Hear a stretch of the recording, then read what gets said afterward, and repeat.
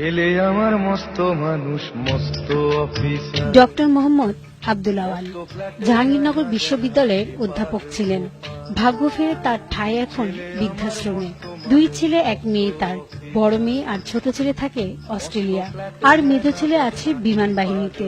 ছোট থেকে যাদের মানুষ করার জন্য সবটুকু ঢেলে দিয়েছেন, তারাই এখন নেই তার পাশে। ছেলে মেয়েদেরকে আমি মানুষ করেছি, কিভাবে করেছি ওরা ভালো করেই জানে। বড় ছেলেকে রাত্রে জেগে অনেক সময় আমি কোলে করে ওকে ঘুম পাড়িয়েছি।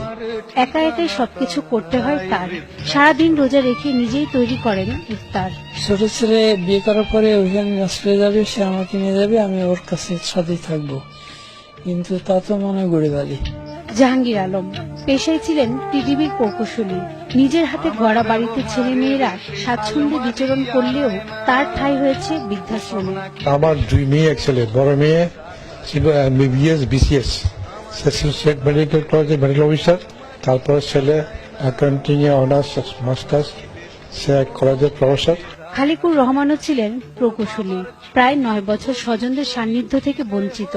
বর্ণাঢ্য জীবনের স্মৃতিচারণ করেন আর প্রকাশ করেন তার লেখায়। সবাইকে বুঝতে হবে, তার মনের ভালোগুলো করতে হবে, ভাবনাগুলো মনে রাখতে হবে, তার সব আচরণের উদ্দেশ্য সন্তানের মঙ্গল কামনা।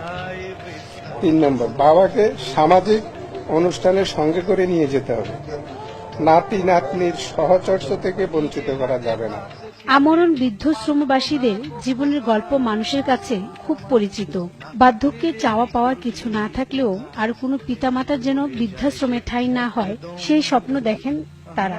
ঠিকানা এখন বৃদ্ধাশ্রম। রুবিনা ইয়াসমিন, 21 টেলিভিশন, ঢাকা।